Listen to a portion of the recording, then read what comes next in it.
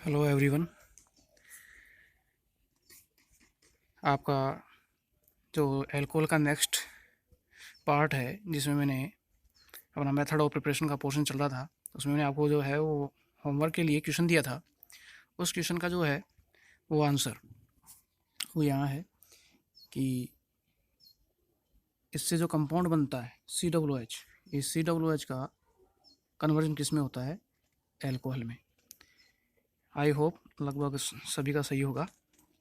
इसके बाद नेक्स्ट जो मेथड है प्रिपरेशन का वो है बू ब्लांक अपचेन।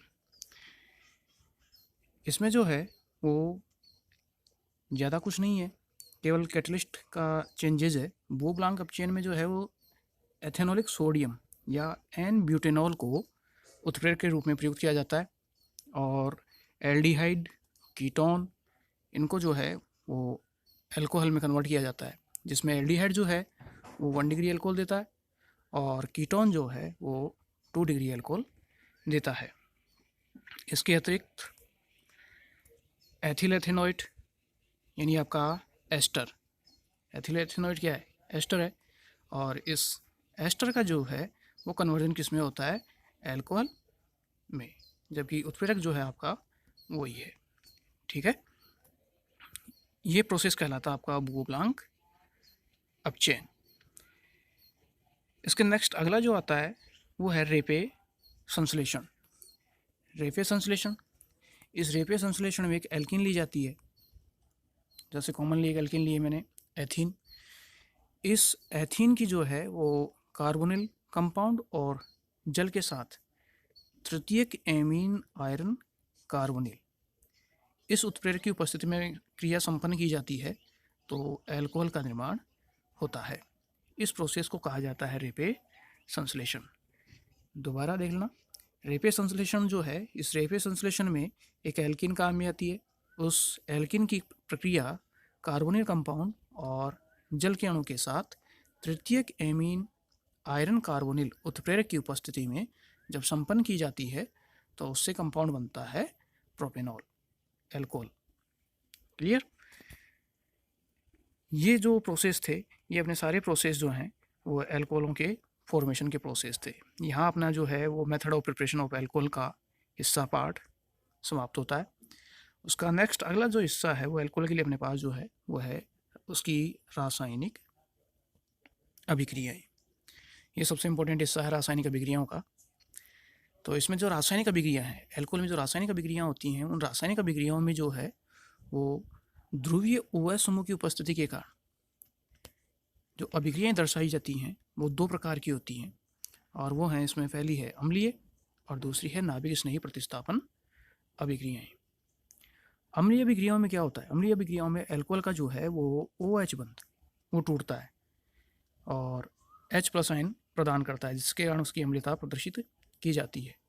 और दूसरी अभिक्रियाएं नाभिक स्नेही प्रतिस्थापन अभिक्रियाएं, इन अभिक्रियाओं में जो है वो COH बंध, कार्बन और हाइड्रोक्सी बंध ब्रेक होता है, टूटता है।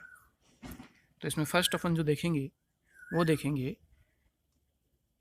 अम्लीय अभिक्रियाएं, जिनमें क्या होता है? OH बंध ब्रेक होता है। इसमें फर्स्ट पहला पॉइंट है, अल्कोहल जो है वो सामान्यतः क्या होता है? उदासीन प्रकृति का होता है, उदासीन नेचर का होता है। यानी जब आप लिटमस पेपर को इसमें डालोगे तो लिटमस पेपर जो है वो कलर चेंज नहीं करता है, तो इसका जो नेचर है वो उदासीन प्रकृति का शो होता है। लेकिन अल्कोहलों में जो है वो OH बंध में आंशिक आयनिक प्रकृति होती है। अब आंशिक आयनिक प्रकृति क्यों होती है, उसका रीजन क्या है कि ऑक्सीजन जो है, ऑक्सीजन के साथ हाइड्रोजन बंध अटैच है, और ऑक्सीजन की इलेक्ट्रोनेगेटिविटी जो है, ऑक्सीजन की इलेक्ट्रोनेगेटिविटी जो है वो हाइड्रोजन से ज़्यादा होती है। इस वजह से इसके बीच में आंशिक आयनिक प्रकृति पाई जाती है, जिसके कारण हाइड्रोजन पे पॉजिटिव चार्ज हो जाता है और ऑक्सीजन पे चार्ज आता है नेगेटिव, और इसी प्रवृत्ति के कारण ये जो है वो दुर्बल अम्ल की भांति व्यवहार करते हैं। ठीक है, दोबारा क्लियर करते हैं कि एल्कोहल जो होता है वो सामान्यतः क्या होता है? उदासीन नेचर का होता है, यानी वो लिटमस पत्र के प्रति जो है वो अप्रभावित रहता है, लिटमस पत्र को प्रभावित नहीं करता है। परंतु एल्कोहल में जो OH बंध है, उस OH बंध में आंशिक ध्रुवणता का गुण पाया जाता है, आंशिक आयनिक प्रवृत्ति पाई जाती है। उसका रीजन ये है कि हाइड्रोजन पे जो है वो पॉजिटिव चार्ज होता है, क्योंकि इसकी इलेक्ट्रोनेगेटिविटी जो है वो ऑक्सीजन से कम होती है और ऑक्सीजन की इलेक्ट्रोनेगेटिविटी ज़्यादा होती है, इसलिए इस पर चार्ज जो है वो नेगेटिव क्रिएट होता है। और इस आंशिक आयनिक प्रकृति के कारण एल्कोहल दुर्बल अम्ल की भांति व्यवहार दर्शाता है।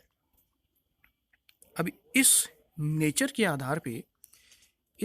आधार पे विभिन्न जो एल्कोहल हैं, उन विभिन्न एल्कोहलों की अम्लीय सामर्थ्य कि उनकी अम्लता का क्रम किस प्रकार हो सकता है, उसका निर्धारण किया जाता है। तो अम्लीय सामर्थ्य को जो है वो अपने पास एल्कोहल के टाइप लिए जाएं तो सबसे ज़्यादा अम्लीय सामर्थ्य होती है सुपर 1 डिग्री यानी मैथेनॉल की। उसके बाद में जो है वो दूसरे नंबर पे आता है, वो आता है 1 डिग्री एल्कोहल एथेनॉल। उसके बाद में आता है आपका 2 डिग्री एल्कोहल और सबसे कम अम्लता होती है 3 डिग्री एल्कोहल की। ये सबसे इम्पोर्टेंट हिस्सा है। अब क्या रीज़न है कि सुपर 1 डिग्री एल्कोहल की जो है वो अम्लता सबसे ज़्यादा होती है और 3 डिग्री एल्कोहल की अम्लता सबसे कम होती है।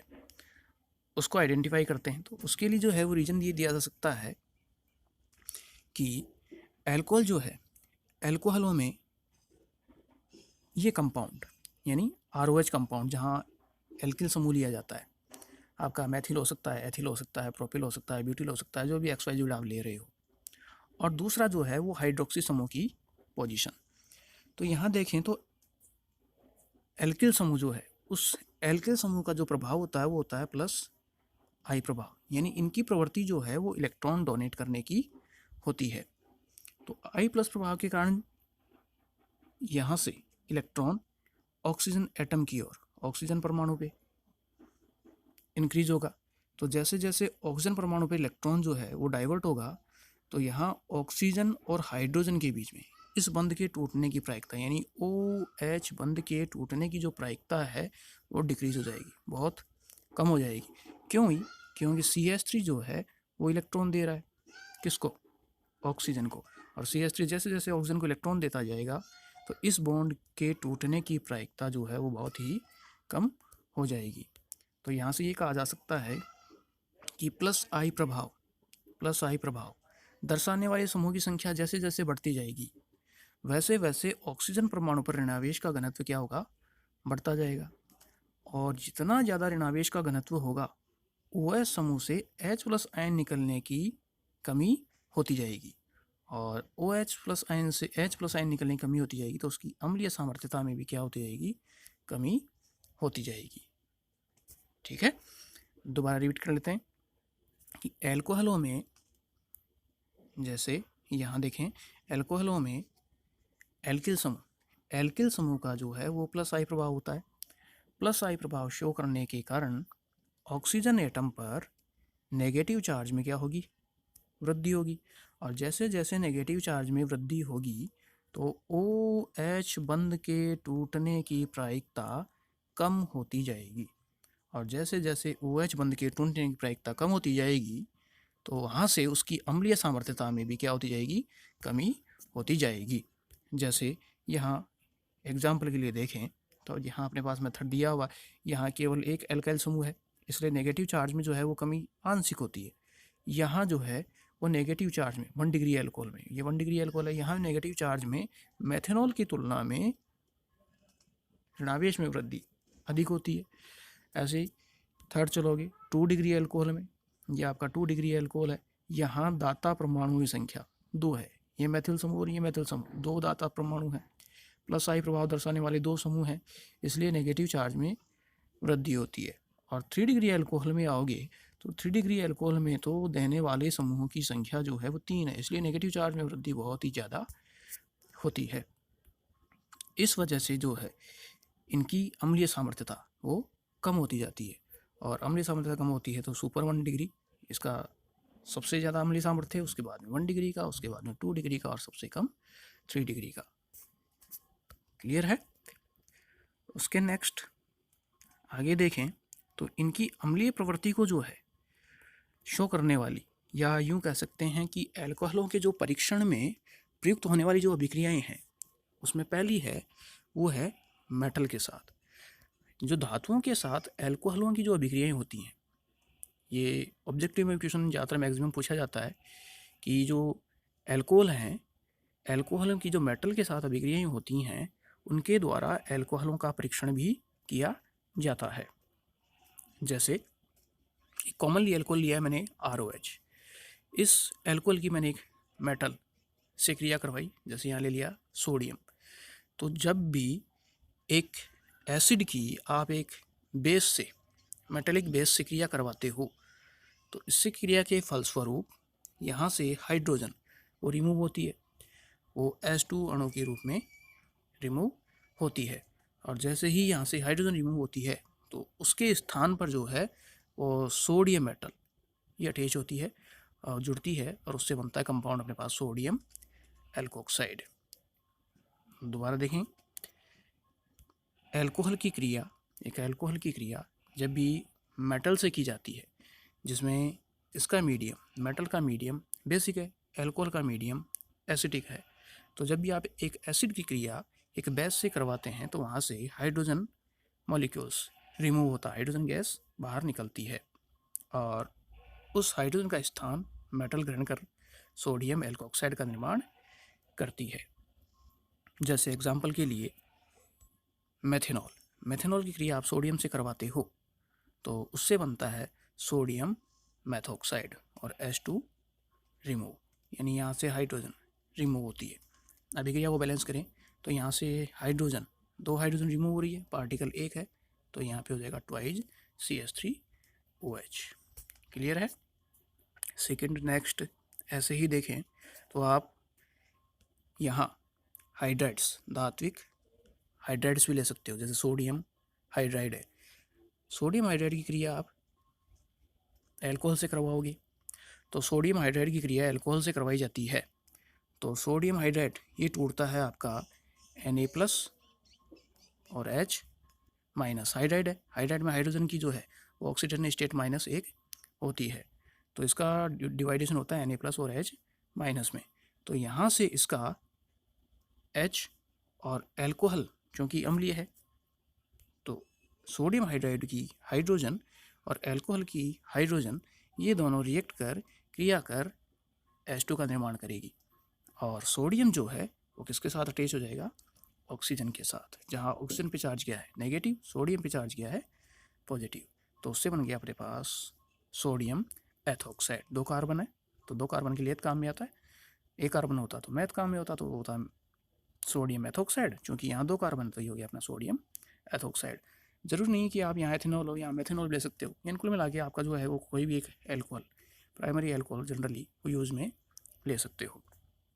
नेक्स्ट वन इसके अंदर थर्ड, इसी में पहला हो गया शुद्ध मेटल के साथ, सेकंड हो गया सोडियम धात्विक हाइड्राइड, धात्विक हाइड्राइड के साथ, थर्ड ले लिया मैंने धात्विक एमाइड, कोई धात्विक एमाइड हो, तो वही एल्कोहल है। इस एल्कोहल की क्रिया है कि धात्विक एमाइड यानी सोडियम एमाइड से करवाते हो, तो सोडियम एमाइड से जब इसकी क्रिया होती है, तो सोडियम एमाइड इसी तरीके से टूटेगा जैसे धात्विक हाइड्राइड में टूटा था, सोडियम प्लस में और एमाइड समूह नेगेटिव में। तो यहाँ से NH2 नेगेटिव एल्कोहल की हाइड्रोजन को एडॉप्ट करेगा, और किस रूप में बाहर निकलेगा, NH3 के रूप में, अमोनिया के रूप में। यानी NH2 जो है वो एल्कोहल की हाइड्रोजन को लेगा और NH3 का फॉर्मेशन करेगा, और सोडियम जो है वो किसके साथ अटैच हो जाएगा, ऑक्सीजन के साथ, और वही आपका सोडियम एथोक्साइड का निर्माण होता है।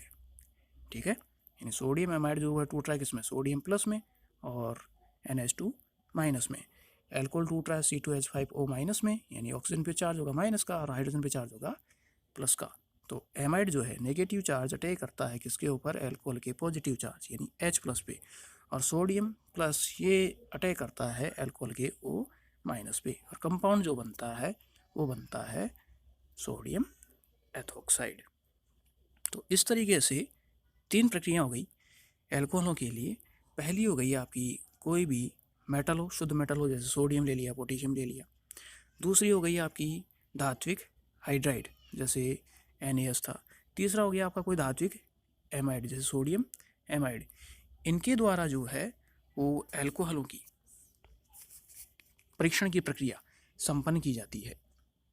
यानी जो है इन अभिक्रियाओं का प्रयोग जो है वो एल्कोहलों के परीक्षण में प्रयुक्त होता है।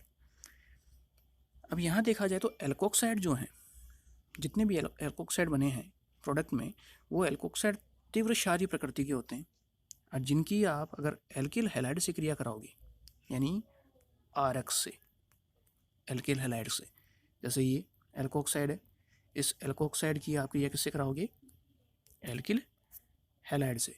तो जब भी इनकी एल्किल हैलाइड से क्रिया की जाती है तो उसके फलस्वरूप ईथर का निर्माण होता है। ईथर जनरली क्या होता है? ईथर होता है ROR, ठीक है। तो एल्कोक्साइड जो हैं, एल्कोक्साइड की क्रिया एल्किल हैलाइड से संपन्न की जाती है तो किसका फॉर्मेशन होता है? ईथर का। और इसके फलस्वरूप जो ईथर निर्माण की प्रक्रिया है उसको कहा जाता है विलियमसन ईथर संश्लेषण, ठीक है। इसकी रासायनिक अभिक्रिया देखी जाए तो ये आपका एक सोडियम एल्कोक्साइड है। इस सोडियम एल्कोक्साइड की क्रिया आपने किससे करवाई? एल्किल हैलाइड से। तो जैसे सोडियम एल्कोक्साइड की आप अभिक्रिया एल्किल हैलाइड से करवाते हैं तो उसमें एल्किल हैलाइड टूटता है X नेगेटिव में और R पॉजिटिव में। और सोडियम एल्कोक्साइड में जैसे बताई रखा है, अपन पीछे किया ही, सोडियम मेटल उस पर चार्ज होता है पॉजिटिव और ऑक्सीजन पे चार्ज होता है नेगेटिव। तो यहाँ इस प्रक्रिया में सोडियम एल्कोक्साइड का सोडियम एल्किल हैलाइड के नेगेटिव X हैलोजन समूह से क्रिया कर सोडियम हैलाइड के रूप में बाहर, और एल्किल हैलाइड का R समूह ऑक्सीजन के साथ जुड़कर किसका निर्माण करता है? ईथर का। इस प्रोसेस को कहा जाता है विलियमसन ईथर संश्लेषण। उसके नेक्स्ट वन, अगली जो अभिक्रिया है वो है ग्रिग्नार्ड अभिकर्मक के साथ, जिसे अपन शॉर्ट में कहते हैं GR, ग्रिग्नार्ड रिएजेंट। अब इसकी अभिक्रिया अपन पीछे भी बहुत पढ़ चुके हैं, बेसिकली नॉर्मल अभिक्रिया है। ग्रिग्नार्ड अभिकर्मक का फॉर्मूला क्या होता है? RmGX। इसकी क्रिया किससे करवानी है? एल्कोहल से। तो यहाँ ग्रिग्नार्ड अभिकर्मक में एल्किल समूह पे चार्ज क्या आएगा? नेगेटिव। MgX समूह क्या हो गया? पॉजिटिव। एल्कोहल में हाइड्रोजन पे चार्ज हो गया पॉजिटिव और RO समूह हो गया नेगेटिव। तो ग्रिग्नार्ड अभिकर्मक का नेगेटिव एल्किल समूह एल्कोहल के हाइड्रोजन को एडॉप्ट करके समूह बनाता है एल्केन, और MgX समूह ये रिएक्ट करता है RO के साथ और उत्पाद बनता है MgXOR। तो ग्रिग्नार्ड अभिकर्मक की जब भी क्रिया एल्कोहल के साथ संपन्न की जाती है तो उसका किसका फॉर्मेशन होता है? एल्केन का फॉर्मेशन होता है। जैसे अभिक्रिया में देखें तो हमने एक एथेनॉल लिया है CH3CH2OH। एथेनॉल की क्रिया मैंने करवाई है CH3MgBr, मैथिल मैग्नीशियम ब्रोमाइड से। तो यहाँ जो है वो मैथिल समूह पे चार्ज क्या होगा? नेगेटिव चार्ज एल्कोहल को किसको ग्रहण करेगा? हाइड्रोजन को, और उत्पाद क्या बनाएगा? मेथेन। और CH3CH2O ऋणायन ये किससे ऐड होगा? MgBr से। तो यहाँ से शुद्ध जो है वो एल्केनों का फॉर्मेशन होता है। नेक्स्ट अगली जो अभिक्रिया है वो है एसिटिलीकरण। एसिटिलीकरण अभिक्रियाओं में जो है वो ये ध्यान रखना है कि यहाँ एसिटिलीकरण में कार्बोक्सिलिक कंपाउंडों का यूज नहीं किया जाता है, यानी COOH जो है वो अभिक्रियाएं प्रयुक्त नहीं होती हैं। इसमें जो है वो आप एसिड एनहाइड्राइड उसे ले सकते हो और एसिल हैलाइड ले सकते हो। यानी एसिल हैलाइड आपका जो हो गया वो हो गया C+X, एसिल हैलाइड ले सकते हो, और एसिटिक एनहाइड्राइड उसको प्रयुक्त किया जा सकता है। ये नहीं आपका हो गया ये C+O और C+O, यानी एनहाइड्राइड समूह जो है वो ये समूह और एसिल हैलाइड समूह जो है वो ये प्रक्रियाएं देते हैं, एसिटिलीकरण अभिक्रियाएं शो करते हैं। तो इसके लिए जो है वो कॉमन अभिक्रिया लें, कॉमन कंपाउंड लें, जिसमें मैंने एक एल्कोहल लिया है। इस एल्कोहल की क्रिया मैं एसिटिल क्लोराइड से संपन्न करवाता हूँ। तो यहाँ मुझे पोलराइज स्थिति मालूम है। पोलराइज स्थिति निकाली जा सकती है कि एल्कोहल में हाइड्रोजन पे चार्ज क्या होगा, पॉजिटिव, और ऑक्सीजन पे चार्ज क्या होगा, नेगेटिव। ऐसे ही एसिल हैलाइड की बात की जाए तो एसिल हैलाइड में जो है वो क्लोरीन पे चार्ज होगा नेगेटिव और कार्बन पे चार्ज होगा पॉजिटिव। अब इसकी मैकेनिज्म है किस तरीके से उसको नीचे समझाया हुआ है, तो ये थ्योरेटिकल एग्जाम में काम में आती है मैकेनिज्म, या आपने जो रिएक्शन समझनी हो कि प्रोडक्ट कैसे मिला उसमें देखेंगे ये कि किस तरीके से क्लोरीन पे नेगेटिव आया और कार्बन पे पॉजिटिव आया। तो थोड़ा हिंट दे देता हूँ यहाँ कि ऑक्सीजन, यहाँ ऑक्सीजन है, ऑक्सीजन की नेगेटिविटी ज़्यादा, पाई बॉन्ड ब्रेक होता है तो इलेक्ट्रॉन कौन लेगा, ऑक्सीजन। ऑक्सीजन पे चार्ज आएगा नेगेटिव, कार्बन पे चार्ज आएगा पॉजिटिव। तो यहाँ से इस कंडीशन में जैसे चार्ज पॉजिटिव क्रिएट हुआ तो इसमें जो है वो मैकेनिज्म शुरू होती है। बॉन्ड किस किस प्रकार ऑक्सीजन जो है वो इसका अटैच होता है, हाइड्रोजन इसके क्लोरीन को लेके बाहर निकलता है, तो वो मैकेनिज्म का हिस्सा है। तो जनरल अभिक्रिया देखूँ तो अल्कोहल का हाइड्रोजन और एसिटिल क्लोराइड का क्लोरीन जो है वो बाहर निकलते हैं किस रूप में, HCl में, और बाकी हिस्सा अटैच होता है तो वो अटैच होता है आपका CH3C डबल बॉन्ड हो पॉजिटिव अल्कोहल के OR नेगेटिव से, और कंपाउंड बनता है एस्टर। ठीक है, तो अल्कोहल की हाइड्रोजन और एसिटिल क्लोराइड की क्लोरीन HCl के रूप में बाहर होगी और शेष हिस्सा जो है वो इसका अटैच होगा। ऐसे ही एसिटिक एनहाइड्राइड की बात की जाए तो एसिटिक एनहाइड्राइड में ये जो कंडीशन है वो सिमेट्रिकल है।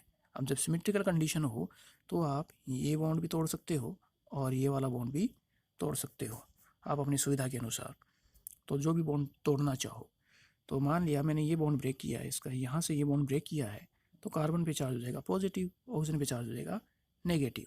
तो एसिटिक एनहाइड्राइड का नेगेटिव हिस्सा एल्कोहल के पॉजिटिव हिस्से को यानी H प्लस को ग्रहण करेगा तो आपका प्रोडक्ट होगा CH3C डबल बॉन्ड O और H, CH3C double bond O और H। अब जो शेष हिस्सा बचा वो शेष हिस्सा आपका बचा कौन सा, ये CH3C double bond O plus, और इसका क्या बचा RO नेगेटिव, RO नेगेटिव, और उसके फलस्वरूप बनता है अपना एस्टर। ठीक है, यानी कुल मिलाकर क्या करना है कि अल्कोहल के पॉजिटिव और एसिटिक एनहाइड्राइड के नेगेटिव को जोड़ना है, पॉजिटिव की नेगेटिव से अटैचमेंट क्रिया करवानी है, जो रिजल्ट होगा वो अपने पास इधर शो हो जाएगा। अब इसकी मैकेनिज्म देखी जाए कि ये किस तरीके से हुआ, तो मैकेनिज्म का जो हिस्सा है वो इस प्रकार है इसमें कि एल्कोहल है, एल्कोहल में ऑक्सीजन के ऊपर लोन पेयर है, 2 लोन पेयर है। एसिटिल क्लोराइड लिया, अब एसिटिल क्लोराइड में जो मैंने ऊपर हिंट दिया था कि यहाँ से ये पाई बॉन्ड ब्रेक होगा और इस पाई बॉन्ड के इलेक्ट्रॉन कौन लेगा, वो लेता है ऑक्सीजन। जैसे ही पाई बॉन्ड के इलेक्ट्रॉन ऑक्सीजन एडॉप्ट करता है तो ऑक्सीजन पे चार्ज क्या आएगा, नेगेटिव।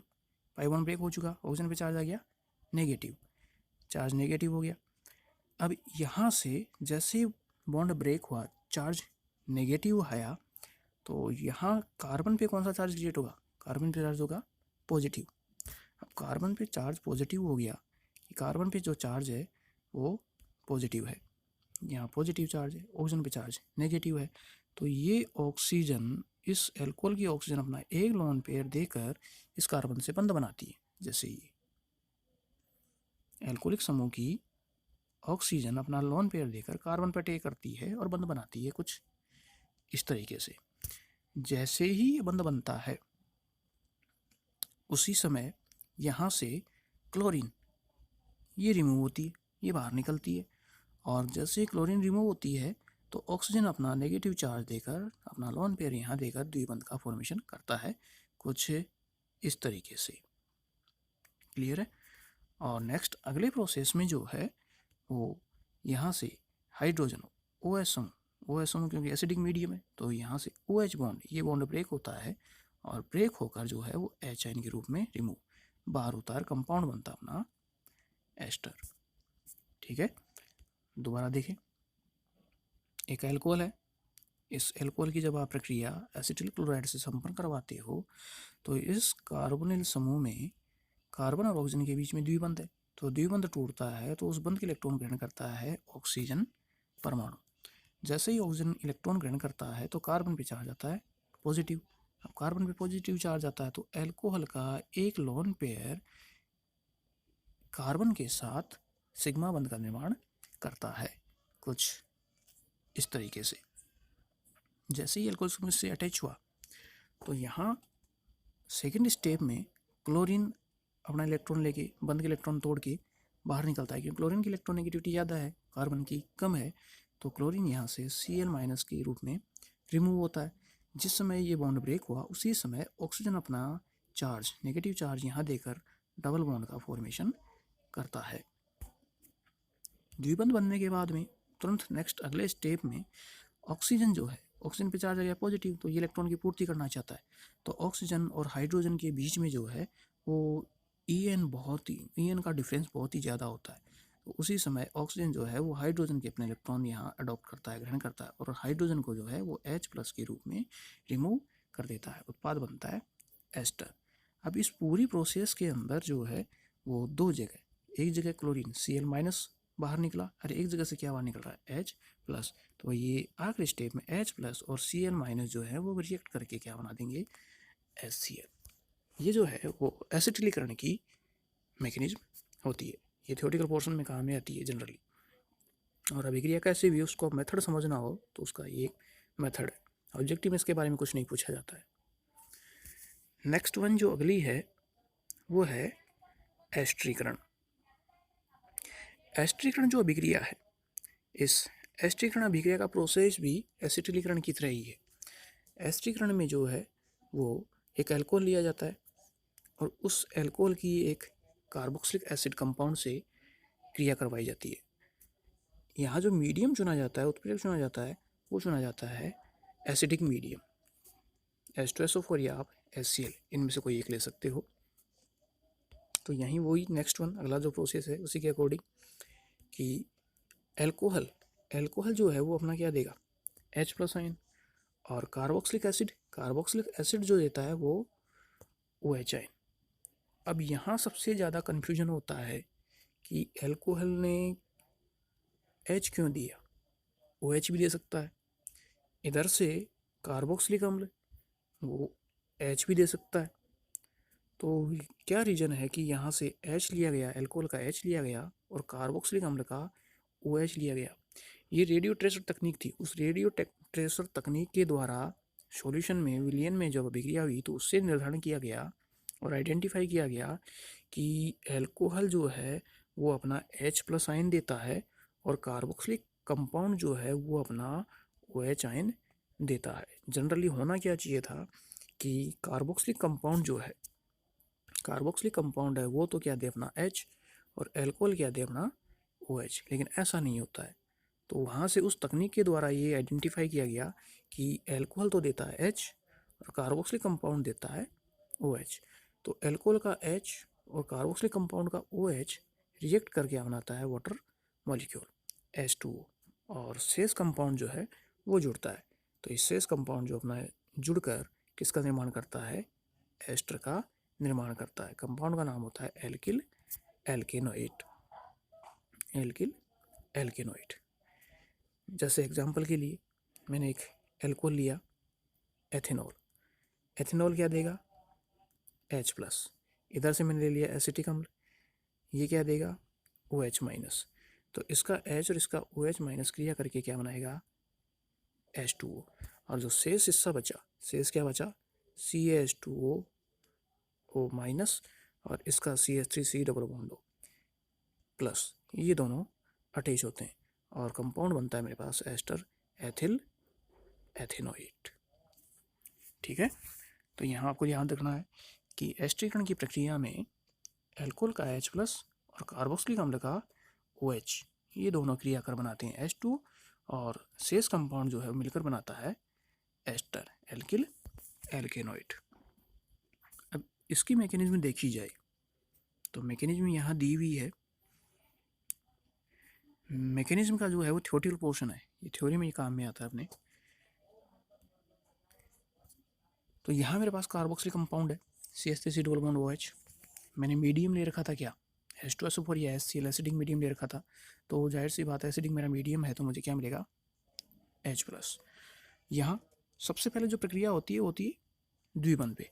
द्विबंध पे प्रक्रिया होगी तो यहाँ जो है वो हाइड्रोजन मीडियम जो है वो हाइड्रोजन आयन जो है H+ आयन जो है वो कार्बोनिल कंपाउंड के ऑक्सीजन पे अटैक करता है लोन पेयर पे और कंपाउंड बनाता है OH+।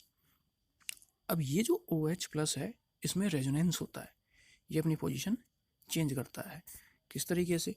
यहाँ जो है पाई बॉन्ड ब्रेक हुआ, पाई बॉन्ड ब्रेक हुआ तो इसने इलेक्ट्रॉन अडॉप्ट किया, तो इस ऑक्सीजन के ऊपर क्या है, 2 लोन पेयर है, तो इनमें से एक लोन पेयर यहाँ ऐड होगा और द्विबंध का फॉर्मेशन हो जाएगा। तो यहाँ प्लस हो जाएगा और यहाँ पे सिग्मा बॉन्ड एकल बंध OH। तो इस तरीके से इसमें रेजोनेंस की प्रक्रिया होती है। तो रेजोनेंस के फलस्वरूप जो है ये दोनों स्ट्रक्चर इसमें बनती हैं, इसी वजह से इसमें स्टेबिलिटी होती है। उसके नेक्स्ट वन अगले चरण में फिर इन दोनों में से, इसमें से या इस स्थिति में से किसी एक स्थिति की अभिक्रिया करवाई जाती है एल्कोहलिक समूह ROH के साथ। जैसे ही आप ROH की प्रक्रिया अभिक्रिया इसमें से किसी एक के साथ संपन्न करवाते हो तो सेम एसिटिलीकरण की तरह ही होती है प्रक्रिया।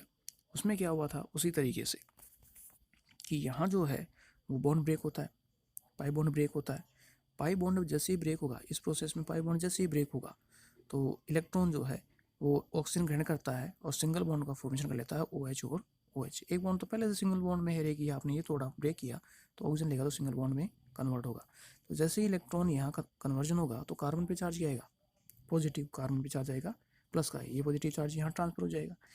तो जैसे ही यहाँ पे पॉजिटिव चार्ज आता है तो एल्कोहल में RO और 2 लोन पेयर और हाइड्रोजन है, तो इस एल्कोहल का जो लोन पेयर है वो किससे अटैच हो जाएगा, इस कार्बन के साथ, कुछ इस तरीके से, ये वाला। ठीक है, दोबारा देख लेना। इस समूह में इस कार्बन और OH समूह, कार्बन और OH समूह, ये जो समूह दिया हुआ है इसमें ये पाई बॉन्ड ब्रेक हुआ, इलेक्ट्रॉन कौन लेता है, ऑक्सीजन। जैसे ही यहाँ से इलेक्ट्रॉन रिमूव होता है पाई बॉन्ड तो कार्बन पे चार्ज आता है पॉजिटिव का और ये समूह जो कन्वर्ट हो जाता है वो एकल बॉन्ड में। तो एकल बॉन्ड में कंडीशन होगी तो ये स्थिति हो गई OH और OH। तो कार्बन पे पॉजिटिव आता है तो एल्कोहल में है वो 2 लोन पेयर हैं ऑक्सीजन परमाणु पर, तो एक ऑक्सीजन परमाणु अपना लोन पेयर देकर कार्बन को देकर बॉन्ड फॉर्मेशन करती है इस तरीके से। तो जैसे ही ऑक्सीजन ने अपना लोन पेयर इसको दिया तो कार्बन पे चार्ज, ऑक्सीजन पे चार्ज किया जाएगा पॉजिटिव, ऑक्सीजन पे चार्ज हो जाएगा पॉजिटिव। नेक्स्ट अगले स्टेप में यहाँ से वो एक प्रोसेस दोबारा होता है टोटोमेरिज्म जैसा। टोटोमेरिज्म जैसा कैसा क्या है कि यहाँ ऑक्सीजन के ऊपर चार्ज क्या है, पॉजिटिव। पॉजिटिव चार्ज आया तो ऑक्सीजन जो है बॉन्ड ब्रेक कौन सा होता है, O और H। इस बंध के इलेक्ट्रॉन जो है वो ग्रहण कर लेगा कौन, ऑक्सीजन धन आयन, और यहाँ से H+ आयन बाहर निकलता है। जैसे ही H+ आयन बाहर निकलता है तो ये H+ आयन इसको ग्रहण करता है ये OH समूह और कन्वर्ट होता है OH2+ में। जैसे ही OH2+ बनता है तो यहाँ से ये बॉन्ड ब्रेक होता है क्योंकि ऑक्सीजन जो है उसके ऊपर चार्ज प्लस है जबकि होना नहीं चाहिए। तो ऑक्सीजन जो है इस बॉन्ड के इलेक्ट्रॉन लेकर H2 के रूप में बाहर निकलता है। जैसे ही ये बाहर निकलता है तो कार्बन पे चार्ज, पूरे बॉन्ड के इलेक्ट्रॉन लेके बाहर निकला तो कार्बन पे चार्ज किया जाएगा पॉजिटिव। जैसे ही कार्बन पे चार्ज पॉजिटिव आया तो इस OH समूह में बॉन्ड ब्रेक होता है, ये बॉन्ड ब्रेक होता है और ऑक्सीजन हाइड्रोजन के इलेक्ट्रॉन को एडॉप्ट कर ग्रहण कर डबल बॉन्ड का फॉर्मेशन करता है। इस तरीके से जो है वो एस्टर का निर्माण होता है। ये प्रोसेस इसकी मैकेनिज्म की है। तो मैकेनिज्म जो है वो थ्योरेटिकल पोर्शन है, ऑब्जेक्टिव में इसका कोई रिलेशन नहीं है, एक प्रक्रिया को समझने के लिए। क्लियर है? उसके नेक्स्ट वन जो है वो अगली है, वो है विहाइड्रोजनीकरण। ये भी एक इम्पोर्टेंट हिस्सा है विहाइड्रोजनीकरण का। मैक्सिमम जो है वो एग्जाम में सबसे ज़्यादा इसका पूछा जाता है। विहाइड्रोजनीकरण जो है ये भी एल्कोहलों के परीक्षण में प्रयुक्त होती है। अब एल्कोहल जो है वो अपने पास 1 डिग्री 2 डिग्री और 3 डिग्री एल्कोहल है, तो उनके परीक्षण में उनको आइडेंटिफाई करने के लिए विहाइड्रोजन की प्रक्रिया को प्रयुक्त किया जाता है। वी हाइड्रोजनीकरण में जैसे मैंने लिया फर्स्ट है 1 डिग्री अल्कोहल। 1 डिग्री अल्कोहल, इस अल्कोहल को मैंने तांबे के छीलन, कॉपर के छीलन, इसकी उपस्थिति में 300 से लेकर 350 डिग्री सेंटीग्रेड, या यूँ कह सकता हूँ कि 575 केल्विन, कुछ बुक्स में इसको क्यों कर रखा है 573 केल्विन के आसपास कर रखा है, केल्विन में है, यहाँ पे डिग्री सेंटीग्रेड में, तो कन्फ्यूज नहीं होना है। तो यहाँ 1 डिग्री अल्कोहल, इसको मैंने कॉपर उत्प्रेरक की उपस्थिति में 300 से लेकर 350 डिग्री सेंटीग्रेड पर जब गर्म किया, तो गर्म करने के फलस्वरूप जो है यहाँ से हाइड्रोजन बाहर निकलती है और एल्डिहाइड का फॉर्मेशन होता है। ये जनरली किस तरीके से होता है कि इसमें आप यूँ ले सकते हो कि CH3 जो कंपाउंड है, इसमें कार्बन, इस कार्बन को मैंने इस रूप में ले लिया CH और H, आगे की अभिक्रियाओं में इसी तरीके से होगा, और यहाँ है OH। अब चूँकि अभिक्रिया क्या है, वी हाइड्रोजनीकरण, तो वी का अर्थ होता है बाहर निकलना, और हाइड्रोजनीकरण का इसका अर्थ है कि हाइड्रोजन का मॉलिक्यूल वो बाहर निकलेगा। तो हाइड्रोजन का मॉलिक्यूल बाहर निकलेगा, तो यहाँ से इन दोनों तरफ, कार्बन के दोनों तरफ हाइड्रोजन है, कार्बन के दोनों तरफ हाइड्रोजन प्रेजेंट है, तो यहाँ इन दोनों में से कोई एक हाइड्रोजन इस अल्कोहल की एक हाइड्रोजन को लेकर H2 के रूप में रिमूव होती है, और जैसे ही H2 के रूप में रिमूव होती है तो इसका, इस OH का एक सिग्मा बंध और इस कार्बन का ये सिग्मा बंध मिलकर यहाँ किसका निर्माण कर देगा, पाई बंध का, और कंपाउंड हो जाएगा CH3CHO। नेक्स्ट वन इसी तरीके से सेकेंड ले लिया मैंने 2 डिग्री अल्कोहल। 2 डिग्री अल्कोहल में क्या होगा, उसी तरीके से कि इसकी हाइड्रोजन और एल्कोहलिक समूह की हाइड्रोजन, ये हाइड्रोजन कौन सी हाइड्रोजन कहलाती है, अल्फा हाइड्रोजन। अब अल्फा हाइड्रोजन किसको कहा जाता है कि फंक्शनल ग्रुप, आपका क्रियात्मक समूह जिस कार्बन के साथ जुड़ा हुआ है वो कहलाता है अल्फा कार्बन, और उस अल्फा कार्बन के पास जो हाइड्रोजन है वो कहलाती है अल्फा हाइड्रोजन। तो इस कार्बन की, 2 डिग्री कार्बन की अल्फा हाइड्रोजन H, और इस अल्कोहल की H, ये दोनों क्रिया कर किसका निर्माण कर लेती है, H2 का। तो उससे कंपाउंड जो बनता है वो बनता है मेरा कीटोन, एसीटोन। तो 1 डिग्री जो अल्कोहल है वो 1 डिग्री अल्कोहल तो मुझे देता है एल्डिहाइड, और 2 डिग्री जो अल्कोहल है वो मुझे देता है कीटोन। क्लियर है, दोबारा देख लेना। 1 डिग्री जो अल्कोहल है वो देता है एल्डिहाइड, और जबकि 2 डिग्री जो अल्कोहल है वो देता है मुझे कीटोन। क्लियर है, याद रह जाएगा। थर्ड इसमें जो आता है वो आता है 3 डिग्री अल्कोहल। 3 डिग्री अल्कोहल जो है, 3 डिग्री अल्कोहल में यहाँ इस कार्बन के पास सक्रिय हाइड्रोजन एब्सेंट है, अल्फा हाइड्रोजन अनुपस्थित है। तो जब अल्फा हाइड्रोजन अनुपस्थित है तो उस कंडीशन के अंदर H2 का निष्कासन नहीं होगा, हाइड्रोजन H2 अणु पार्टिकल्स बाहर नहीं निकलेगा। तो फिर क्या होगा, तो उस कंडीशन में फिर क्या होगा कि यहाँ से ये जो दो ग्रुप दिए हुए हैं CH3 और CH3, तो इन दो ग्रुप में से इस ग्रुप को आप यूँ ले सकते हो कि कार्बन के साथ जो 3 हाइड्रोजन है H और H, तो इस ग्रुप की आपने कोई एक हाइड्रोजन ले ली, ये हाइड्रोजन ले ली, और अल्कोहलिक समूह का OH वो इसके साथ क्रिया कर किसको निकालेगा, H2O, और जैसे ही H2O को बाहर निकालेगा तो इसके फलस्वरूप जो बनेगी वो बनेगी मेरे पास एक एल्कीन, आइसोब्यूटीन। उत्प्रेरक सेम वही रहता है। तो इस तरीके से ही इन तीनों अल्कोहल में डिफरेंस किया जा सकता है। तो ये याद रखना है आपको कि 1 डिग्री जो अल्कोहल है वो तो देता है एल्डिहाइड, 2 डिग्री जो अल्कोहल है वो देता है मुझे कीटोन, और 3 डिग्री जो अल्कोहल होगा उससे बनती है मेरी एक एल्कीन। तो इस तरीके से इन तीनों अल्कोहलों में जो है वो डिफरेंस किया जाता है। तो अल्कोहलों का जो परीक्षण है उस परीक्षण के लिए यहाँ पे मेरे पास 2 मेथड आ चुके हैं। पहला तो क्या आया, धात्विक हाइड्राइड के साथ, जैसे मैंने यहाँ पे एल्कोहल की क्रिया सोडियम से करवाई थी, सोडियम हाइड्राइड से करवाई थी, धात्विक हाइड्राइड के साथ करवाई थी, ऐसे मैंने एमाइड के साथ करवाई थी, जैसे NaNH2। तो इसके द्वारा जो है वो एल्कोहल का परीक्षण किया जाता है। दूसरा जो मेथड आया वो आया अपने यहाँ विहाइड्रोजनीकरण, जिसमें 1 डिग्री एल्कोहल एल्डिहाइड देता है, CHO एल्डिहाइड देता है, 2 डिग्री एल्कोहल जो है वो कीटोन देता है, और 3 डिग्री एल्कोहल जो वो एक एल्किन देती है। तो इस तरीके से एल्कोहलों का निर्धारण किया जाता है। तो यहाँ जो है विहाइड्रोजन की जो प्रक्रिया है, विहाइड्रोजन की जो अभिक्रिया है, ये एग्जाम के पॉइंट ऑफ व्यू बहुत ज़्यादा पूछी जाती है, तो यहाँ ध्यान रखना है। दूसरा एग्ज़ाम एक चीज़ का और ध्यान रखना कि 300 से लेके 350 की जगह 573 से 575 केल्विन लिखा हुआ आता है। 573 भी हो सकता है और 575 केल्विन भी दिया जा सकता है। तो ये केल्विन में है और ये डिग्री सेंटीग्रेड में है, ठीक है, तो वहाँ कन्फ्यूजन नहीं होना है। उत्प्रेरक सेम रहेगा, कॉपर यही प्रयुक्त होगा।